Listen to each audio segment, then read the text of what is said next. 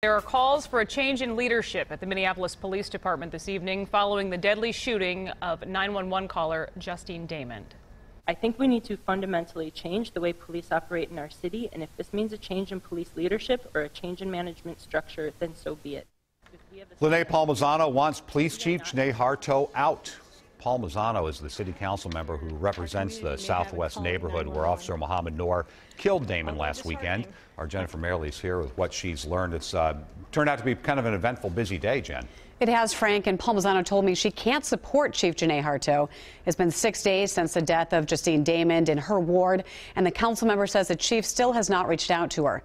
On top of that, Palmisano says she's learned of the chief's plan to go back on vacation out of the country tomorrow.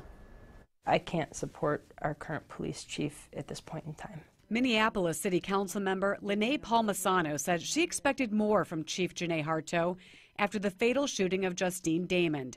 Harteau was on vacation when the shooting happened. She returned Wednesday and spoke with Damond's fiancé 5 days after a Minneapolis police officer killed her. That's also when she made her first statement in person. I need them to stand up and take responsibility. I don't expect our police chief to always be here every time, every hour of every day, but I do need them to come and explain why maybe they were out of pocket.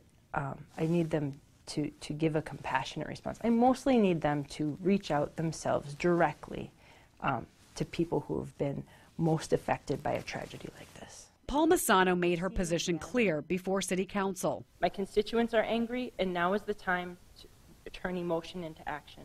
So I will be pushing for fundamental changes in our police department from top to bottom. Some council members supported her message. I agree entirely with Lene.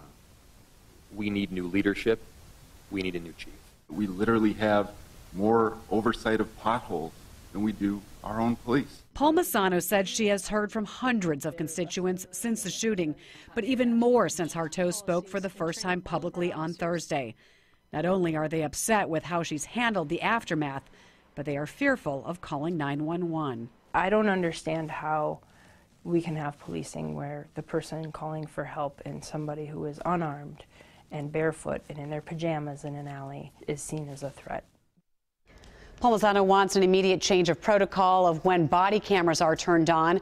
She wants to look at how officers are paired together so that two junior officers aren't together, as in the case of this shooting, and if officers should be allowed to have off-duty jobs, among a number of other changes. Frank? Did anyone on the council support the chief? The two that you just heard from did. There were 13 members on the council, and those were the only two that spoke at the end of the meeting, along with Lene. All right. Thanks, Jen.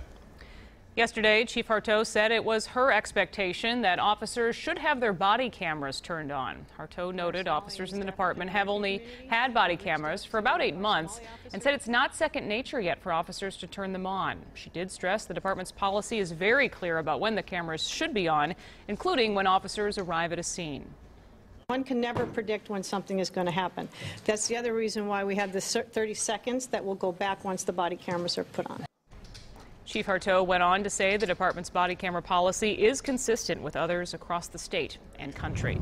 The community has joined with Damond's friends and relatives to demand answers about what happened. Last night, both mourners and protesters gathered in a park where the bride-to-be, near where the bride-to-be died, and they marched to a nearby park you see here. And in about 1 hour tonight, community members will come together in Loring Park to take a stand against what they call police violence and demand accountability from city leaders. Organizers from Black Lives Matter, Care Minnesota, and other civil justice groups say police lack proper checks and balances. We will bring you that rally live on our news tonight at 6. And stay with WCCO throughout the weekend on TV and online as the investigation into Justine Damond's death continues.